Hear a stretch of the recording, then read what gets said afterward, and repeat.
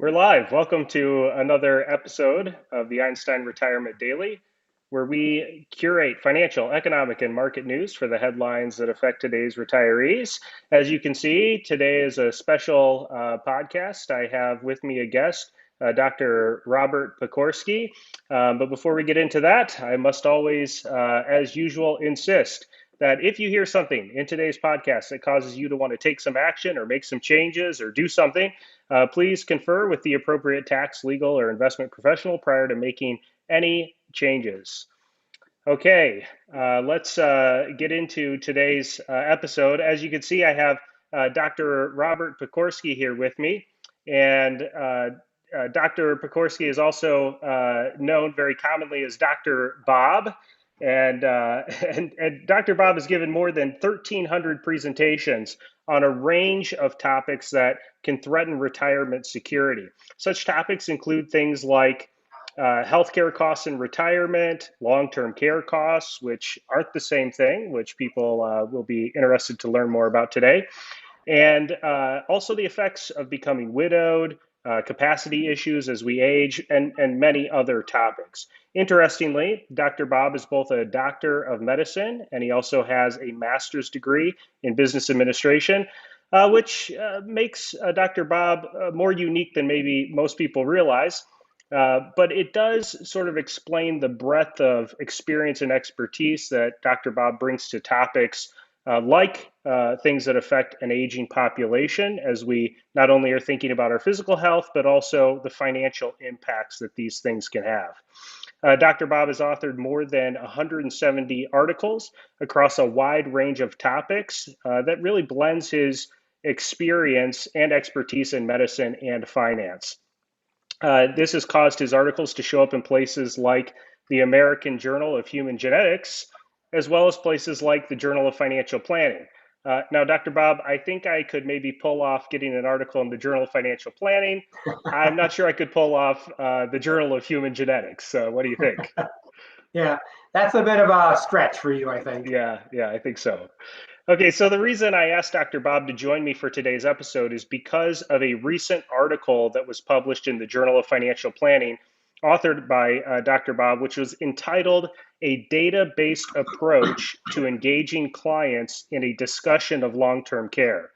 Now, I love this title because in my experience, most people make decisions about long-term care, kind of from an emotional perspective. They're not really sure about how to decide these things. Do we insure? Do we self-insure? How do we deal with this kind of stuff? And then on top of that, a lot of this is driven by sort of personal experiences. They're thinking about, loved ones close to them. Maybe it drives them to do something, more than they need to do, but sometimes it causes them to be less worried than maybe they should be. Just a couple of quick examples about this. We've seen folks who pay way too much for trust planning to like do Medicaid planning, but they're never going to qualify between Social Security pensions and 401k dollars that they may have.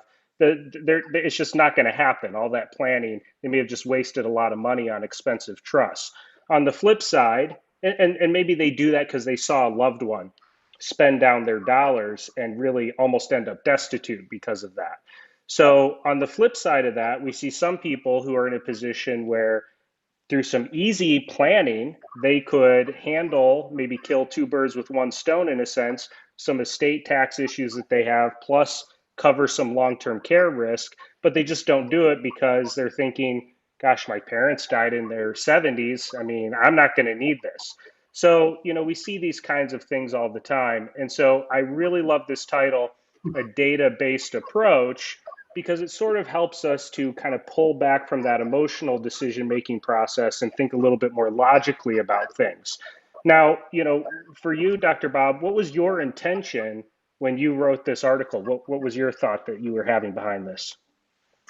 Kyle, it started probably about 3 years ago when I first started to think about this, because I've been following the literature for 20 years, and I'm kind of a numbers guy. So I wanted to find some literature to try to convince people that indeed they're likely to need long-term care. And I was starting to write this about a year ago, and I was visiting my grandchildren, of all things, and I was reading a story, Kyle, about Goldilocks and the Three Bears. It's this fairy tale.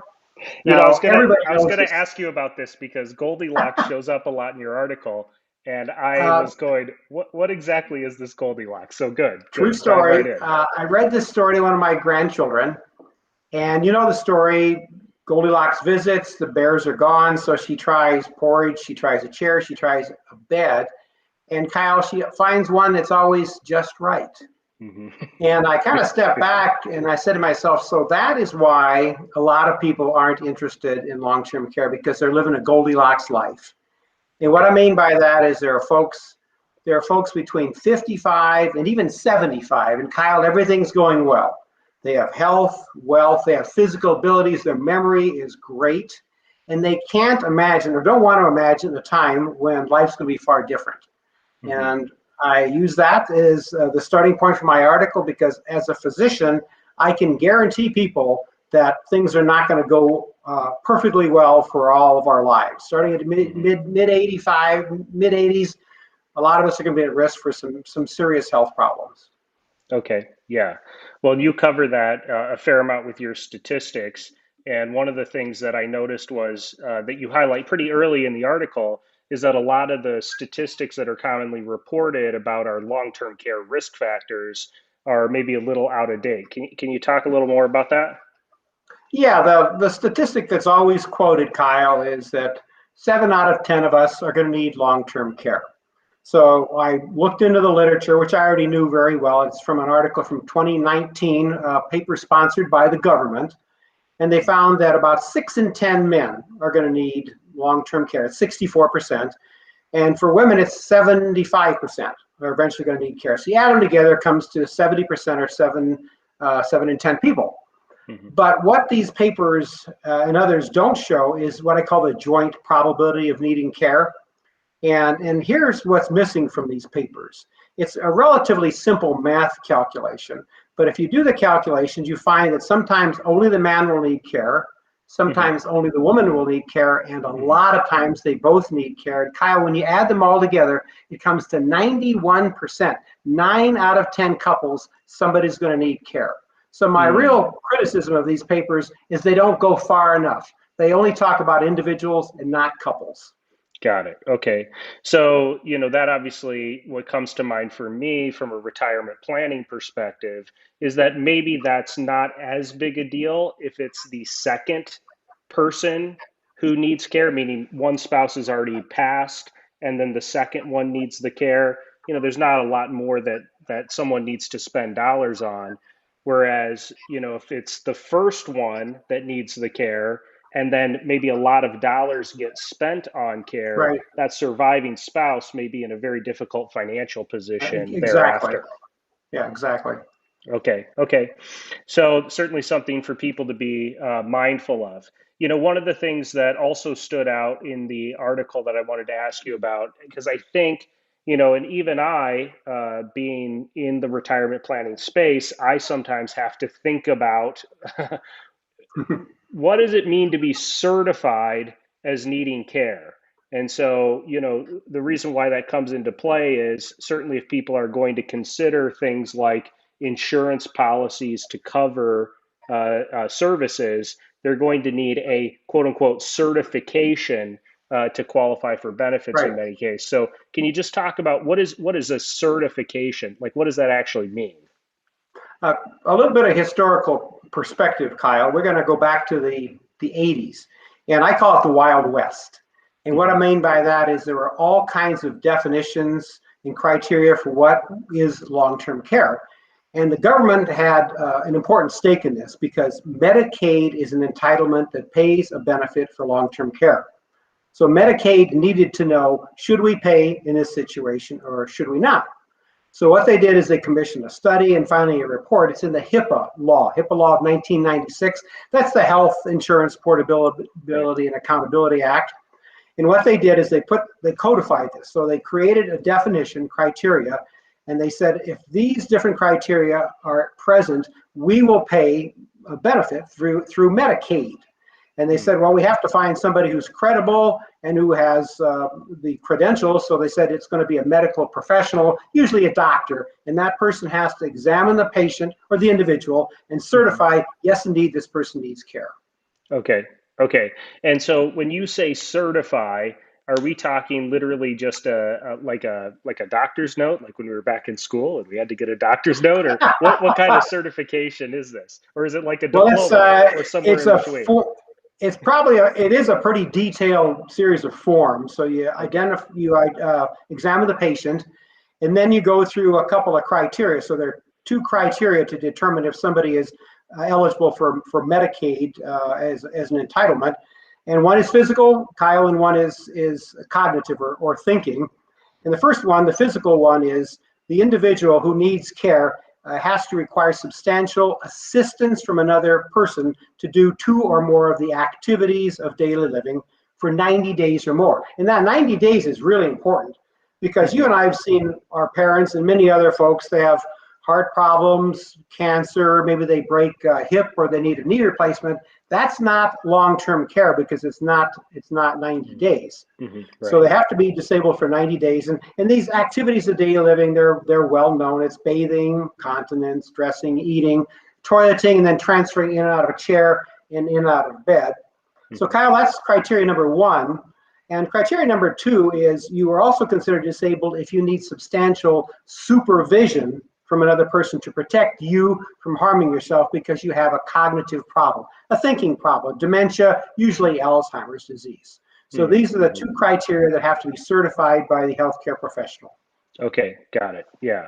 So it's a form process, and certainly doctors are going to be familiar with this, and then these forms would then be submitted to either Medicaid if that's applying, or some other insurance company if there's any kind of insurance that's coming into play. Right. Okay. Exactly.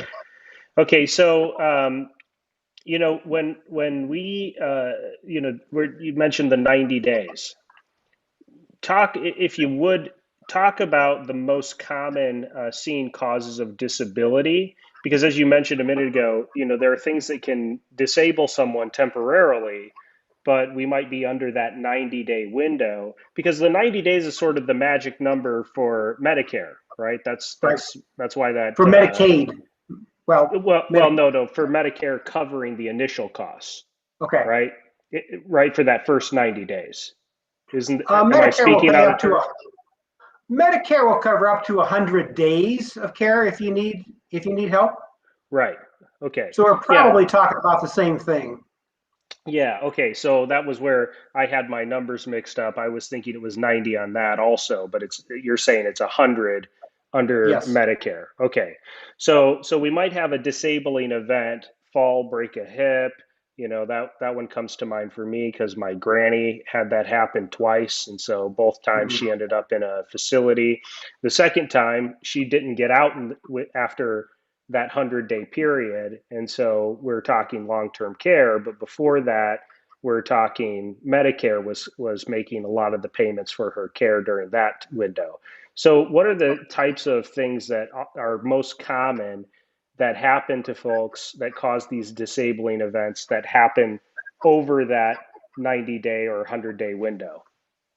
They're well known to folks. When you start down this path talking about long-term care, everybody's thinking about Alzheimer's disease. I mean, even before you say it. So that's one of the first ones, because you're not going to get any better, Kyle, once you develop Alzheimer's or one of the other dementias.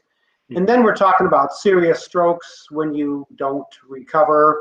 And it could be a serious brain or spinal cord injury, any kind of progressive neurologic condition like Parkinson's disease could cause it as well. So it's a relatively small group of conditions, but when they occur, you're not going to get any better. So that's a big contrast from these things that are really serious, expensive, life-threatening maybe, but they don't cause the need for long-term care. Okay. All right. So what are some good examples in your experience in talking to folks and as a doctor that you see where people are expecting things to be covered by Medicare? Because I think that's, a common misconception. I know you highlighted in the article that people are often expecting Medicare to step in and make payments when in fact they're not going to. So, do you have some examples of things that commonly people think, oh, Medicare is going to cover this, but it really doesn't? Kyle, almost any situation where long-term care is needed, the families are very concerned. In general, the children are working, the other spouse is overwhelmed, they need somebody to help them, they haven't saved for it. So for most people's thinking, anytime you're seriously disabled, they think, well, it should be paid for. And they're not making fine distinctions about these different categories. I And see. you actually, Kyle, gave a great example of the difference between Medicare and Medicaid when you talked about your grandmother who broke a hip. Hmm. So here's what typically happens. Suppose your grandmother was at home and she already needed long-term care. Now, Right. Medicare will not pay, absolutely will not pay if she needs long-term care. But then she breaks a hip and then Medicare takes over. So Medicare won't pay for long-term care, but when she has an acute event like a hip fracture, it starts to Yes. pay. She goes to the hospital, gets it Right. fixed. She gets sent back home, and Medicare will not pay for ongoing care. Mm-hmm. Right. Right. So that's where, my grandparents did have a fairly small, non-inflation adjusted long-term care policy. So that stepped in at that point, was my understanding. But care was certainly more than what that plan was covering. And I have well, not to go to that yet, but I want to talk about that a little bit more in a bit. Okay, so one question that I have is the 91% stat that you gave, okay? How does an insurance company, so there's all these different kinds of long-term care policies and this sort of thing out there. How in the heck does a insurance company insure something with a 91% risk? That's a big number. I'll grant you that, and it's a scary number. But I'll give you an example, and I'm going to put it in terms of a different kind of insurance. Over the Okay, weekend, there was an article okay. that was published about barrier islands in New Jersey. And we're talking about flood insurance. Oh, That's okay. where I'm going All with right. this, flood insurance. I was And they trying to showed, imagine where you're going, but I wasn't yeah, having any they, success. it's a great analogy. So they showed these homes, and they weren't, Kyle, they weren't $1 million homes. They were multi-million-dollar homes, and they were built on stilts. And the idea is when the next Hurricane Sandy comes through, hopefully they will survive the storm. Now, what's the point of this? If you go to buy flood insurance and you're on the Jersey Barrier Island coast, you're either not going to be able to get insurance or it's going to be exorbitantly high. Not many people will be able to afford it. Right. So what's the analogy to long-term care? If you wait until you're older than 75 or you are already disabled or have some cognitive problems, and then you go to an insurance company, it's like you are on the barrier islands Oh, of I New see. Jersey. Yeah. Hmm. The cost would be through the roof. Now let's back it up, Kyle. Let's move a mile inland in New Jersey and back it up some more. Let's move 10 miles in. And you see the rates for flood insurance go down, down, and down. So what I'm saying is if this is a concern, you look at this kind of an insurance when you're in your mid 50s or maybe Mm. 60 and you're healthy. And you're going to find rates they're high, but they're definitely affordable for a lot of people. And So I that's how guess the companies can do it. so I guess the concern a little bit there is that aren't you really just prepaying for insurance because for a lot of traditional, if we look at sort of your traditional long-term care policies, your rates tend to go up as you age. And a lot of Right. people are cognizant of that. And so, they end up paying higher rates anyway down the road. So, maybe this might clear things up a little bit because as I was reading your article, the thing that stood out to me was that while there's this huge risk factor as you get older, especially, there's some risk factors that are maybe a little bigger than others. Like, for example, in your article, you had a locations of care chart, okay? Right. And that locations of care chart seemed to indicate that about 75% of this 91% group are receiving care at home the assumption there is that generally the cost or the expense of that care at home is substantially less than in a nursing care facility or an assisted living facility. And so, are we really talking about from an actual insurance perspective? We're talking about insuring that 25% group. Is that part of the thought process potentially? Well, it's complicated, like all of these issues. Uh, I I've been doing this, as I said, for a couple of decades, and I've always Hmm. been impressed, Kyle. It's so difficult to go from statistics that talk about tens of thousands of people to Hmm. you and say, what is Yeah. my risk? And Hmm. I'll give you an example. Suppose you say, well, Dr. Bob, what is your chances of needing long-term care? Well, you have to look at folks and say, what's your current age? Are you a man or a woman? Are you married? What's your income? What's your current health? So there are a lot of factors just to say, is he going to need care? And then you say, well, how long might it last? And again, they're the same uncertainties. How old are you when you need care? Because older people don't need care as long as younger people. Hmm. And then you make it more complicated by saying, well, how much is it going to cost? If you're living on the coasts or in a big city, it's really expensive, and it's less so in other places. So what I'm saying is it's really hard to estimate who's going to need care, where you're going to need it, and how much it's going to cost. So Kyle, I always come down to just two main thought processes, and one is who are your potential care providers, your caregivers, and the other one is finances. Hmm. So look at your potential caregivers, and you say to yourself, suppose I need care, who's around to help me? Well, you have a spouse, but your spouse is your first caregiver, but not your main caregiver Hmm. because he or she gets too old or passes on. And then it falls to your children. And you say to yourself, well, do I have children? And not just children, Kyle, but will they help me? Hmm. Especially daughters. Hmm. It's Hmm. especially a daughter that's nearby. Or Hmm. maybe you have a small family or no family. So I'm mentioning this because they can potentially provide free care, which would Right. offset costs of a paid caregiver. So the Right. second factor to look at, Kyle, is your finances. Now, as you know, as a financial professional, everybody's different. Hmm. And there are some folks that were lucky in life and they have enough money that they can pay for long-term care. It doesn't matter. And then there are the rest of us. And if they have a care event, the cost could be tens of thousands of dollars. It could easily be $250,000 for some Hmm. people. So that's when somebody like you steps in and you sit with a family and say, how many caregivers might you have? What are your financial circumstances? And the risk, Kyle, is that folks have a nest egg and they're going to try to pay for long-term care out of a nest egg. And they have spent a lifetime accumulating this nest egg. And if they draw the short straw, Kyle, and need long-term care for a long period of time, they could devastate. They could.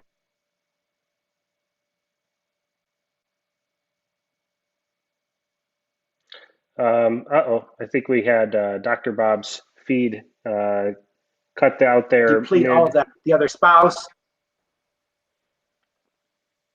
Oh, Dr. Bob, I think your connection hiccuped there for just a second. So you said they could draw the short straw and deplete a nest egg and Yeah, leave a they surviving they spouse. deplete the money for the surviving spouse has been spent. There's Hmm. nothing going to the children, the grandchildren, or that special charity of theirs. So you really need to sit down and say, what are all these issues and what do I need to do as an individual? Got it. Okay. Yeah. Yeah. That reminds me, one of the statistics I was very startled by. So I've been, I'm a numbers guy myself. So whenever I see something that an insurance company is willing to insure, I'm automatically doing the mental math to say, how is this a good deal for the client? So, and how does the insurance company make sure that they make money? Because insurance companies don't lose. So we have to figure out how that makes sense. So the two areas that stood out to me was this issue of where they receive care, because obviously receiving care in a nursing care facility or an assisted living facility is a smaller percentage, right? You can always insure smaller percentages. And then the second one was the time of care needed. So you highlighted that really about 25% of people, which is a huge number to me, by the way, was that 25% of people need care in a nursing care or assisted living facility. So that's one area of insurability, right? It's not the majority, so it's Right. insurable. The second area that stood out to me was that there's this like time lag. So, the typical stat that I hear or I'm told by insurance companies and other groups is that the average stay in a nursing care facility is 3.5 years. But what I was amazed by is that for those who make it past that, so for those who make it longer than 4 years, it's like 20 to 25% of those people need it longer than 10 years. Did I read that stat right? Well, I think the stat said that about 1 in 5 men and 1 in 3 women are going to need care for more than 4 years.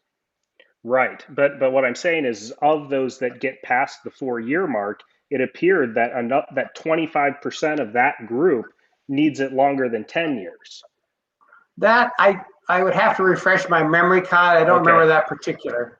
Okay. Well, I'm usually pretty reliable at reading those kind of data points. So I think that's what it says, which to me was, I mean, that's another big insurability factor. Because if you need that kind of care, I assume we're probably talking about in a circumstance like that, you're talking senior onset dementia, Alzheimer's, those types of risk factors.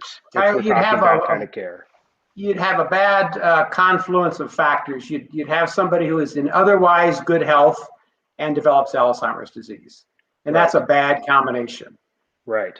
Yeah, because you can go a long time Long time. Yeah. Okay. Yeah, you also highlighted in the article that one of the unfortunate things that sometimes people will not think about is that, they'll say to themselves, well, I'm in really good health. I take good care of myself. And so, I probably won't need, kind of long-term care. I do a good job of really taking care of myself.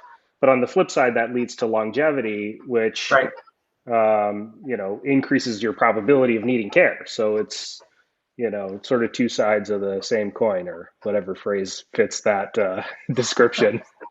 Well, Kyle, some of the people who live most of their lives in the Goldilocks world are people who are healthy, Right. and especially exercises. I used to do these meetings in person all the time, Okay. and people would be so happy, Kyle, to tell me they're 65 and they're still running, or they're riding 100-mile bicycle trips, and they'd say, "Oh, I'm not vegetarian anymore. I'm vegan." Everybody's gone vegan anymore. And what they're thinking in their mind is, I'm so healthy, I'm never going to get sick, and I'm never going to need long-term care. Right. And what happens a lot of times, as you alluded to, is folks don't just, they don't eliminate the risk of long-term care, they're going to postpone it until they're older. Mm-hmm. So healthy people, yes, they live longer, but then they get to an older age. And if you look at the statistics, who needs long-term care? Well, it's not people that are 65 or 75, it's people who are 90, 95.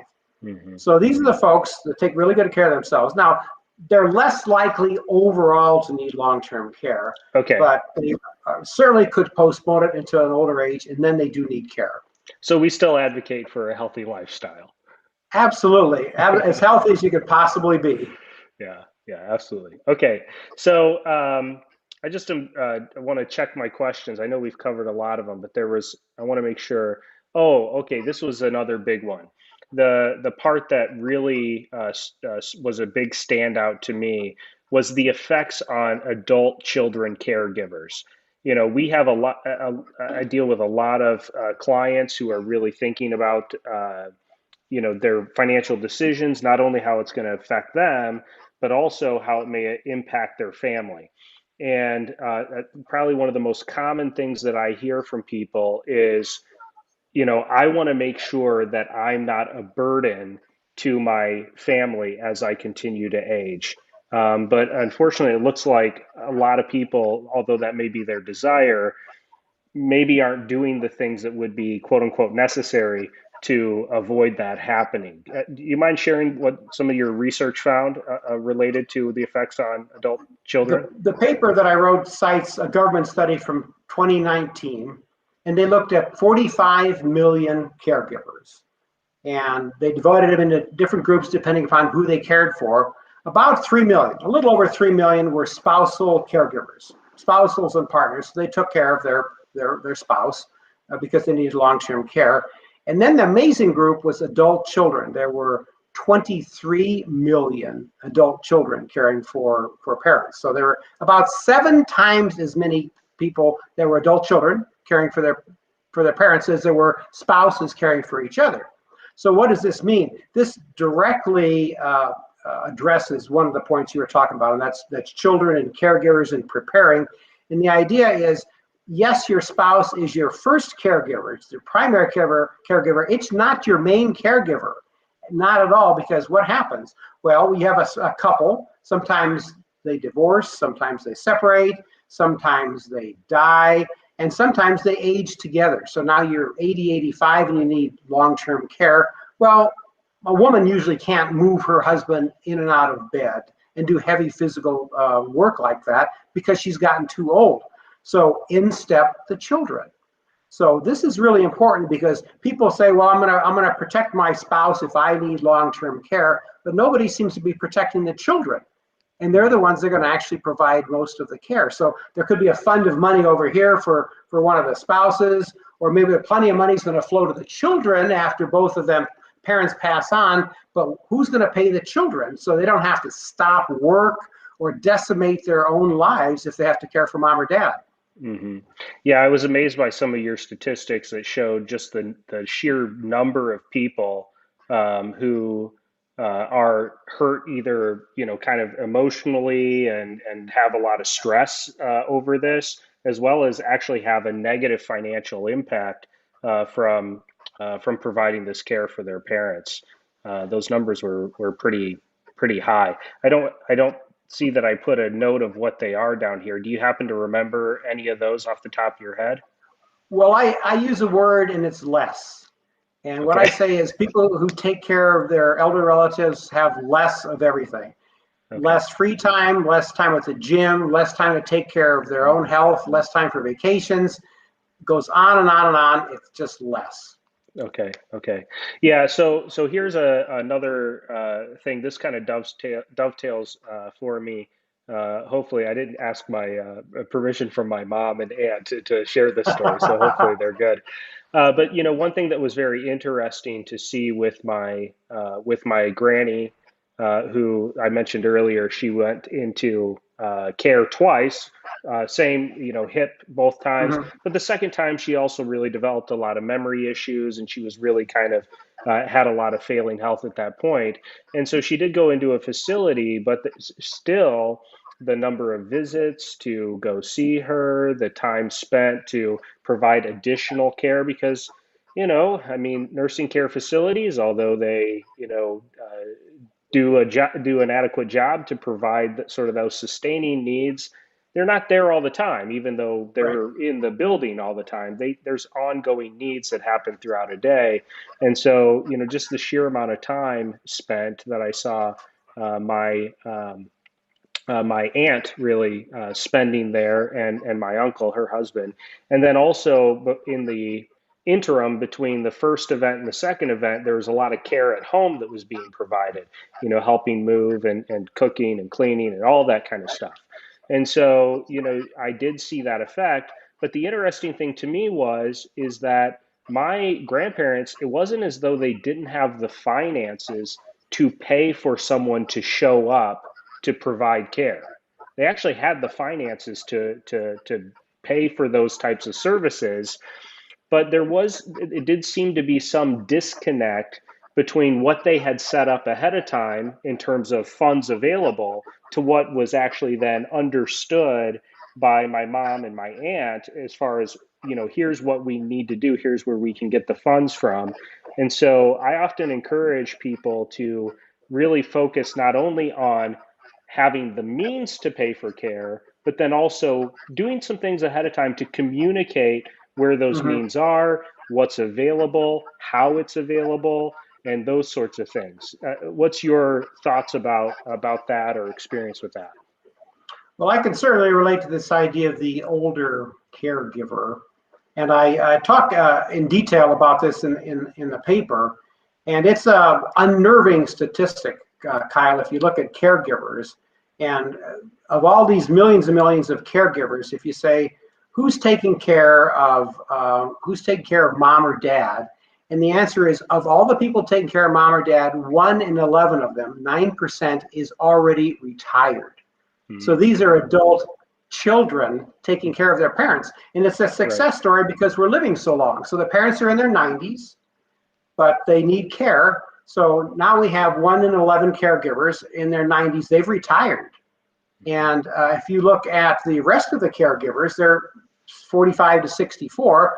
And what are they doing? Well, they're saving for college, trying to pay off the mortgage. They're saving for their own retirement. And then suddenly mom or dad need care, and they have to say, well, what are we going to do? Are we going to shift money away from our pressing needs? Am I going to stop work or whatever? So it's a little bit unnerving, as I said, because when you get older, people think, well, now's my time for me. You say, I'm going to travel, new experiences. I'm going to find myself, self-actualization. And Kyle, some of these people are going to have to put that on hold. They're going to be at home taking care of mom or dad who are in their 90s. And that's what happens. It happens in real life, and especially if you're not prepared, it really can have a bigger impact. Right. No, that's true. So I want you to, one of the things that was a little startling to me that you mentioned in the article was this idea of elder orphans. So can you highlight what that is for folks? It's a very disconcerting term, and it was coined to identify people who don't have a readily available caregiver. And the estimate is that if you look at folks who are over 65, a little bit more than 1 in 5 of them will eventually be elder orphans. Now you think, well, that seems like a really high figure until you see the definition. An elder orphan is someone who lives alone, no spouse or partner, and they don't have an available caregiver, such as a child, for at least 10 miles away from them. So you think, well, why 10 miles? If you need long-term care, Kyle, you might need it now. You can't get off the floor, up the stairs, off the toilet, or whatever. So a lot of folks don't realize this. It's unpleasant to say this, but folks say, I don't want to be a burden on my family. And the reality is a lot of folks aren't going to have to worry about this, Kyle, because they're going to be alone. They're just not going to have anybody around. And that's going to get a lot worse in the future because we have fewer caregivers coming along. Yeah, I was thinking about that, and I just thought, okay, so if you have a married couple nearing retirement age, let's say, and they're both only children, well, they have 4 potential caregiving opportunities between the 2 of them. And if the statistics pan out and the daughter is the most likely one, then daughter and daughter-in-law may have 4 caregiving opportunities, and I could just see the possibility, unless she's a very conscientious person, of her just saying, this is too much, I'm out of all of it. And then you've got 4 aging parents that are kind of in a tough spot. Well, not only that, you have to hope she lives nearby. Right. Yeah. And you have to hope she's not the main breadwinner or a substantial breadwinner for the family. Because if she can't quit work and has to provide care, what's going to happen? Who knows? Right. Exactly. Yeah. Okay. Yeah. It's definitely startling. So we're getting close to the end of our time, Dr. Bob, but we do apparently have some questions that have come in. Do you have time for a couple questions? Oh, sure. Absolutely. Okay. All right. Let me take a look here and see what's in. Okay. So we do have a question. Isn't long-term care insurance really expensive? Okay, very common question. That is a common one. So what do you what should we say to that, Dr. Bob? Well, I will defer to you after I make a quick answer, and that is, don't wait to buy insurance until your house is on Barrier Island in New Jersey. Buy it when your house is 10 miles inland, and it's going to be a lot more affordable. Okay. Yeah, so it sounds like the sort of main thought is that in some sense, yes, the long-term care insurance is expensive, but care is also very expensive. And so we would want to make sure that if we're going to try and insure something, it's a timing issue. You got to insure it earlier. Same thing with like life insurance, right? If you're going to buy life insurance, trying to buy life insurance when you're 65 is a lot more difficult, a lot more expensive than when you're in your 40s or 30s. Mhm. So, okay. Okay, let's see here. We got another one.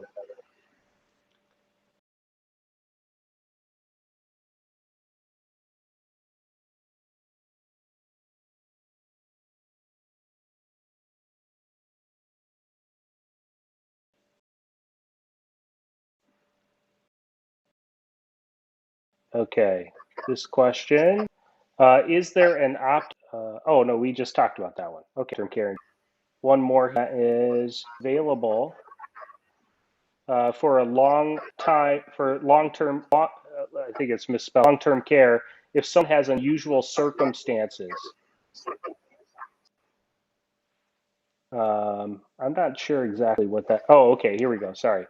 For example, has a gender reassignment surgery. Okay, that's an interesting one. Can you get long-term care for someone who's kind of going through that type of a situation? Do you know? I don't know. Okay. Okay, I don't know either. Sorry, Susie.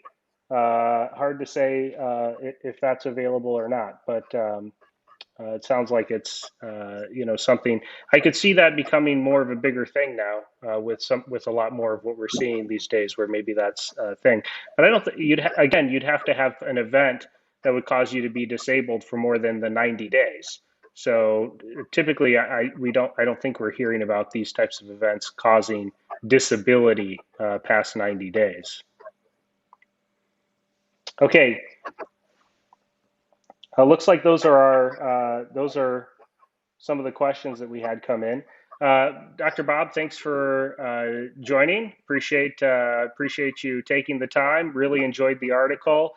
And I do want to let people know, our listeners, if you would like to request a copy of the article, simply send us a message through our Facebook page. We will make available to anyone who would like to request it. We'll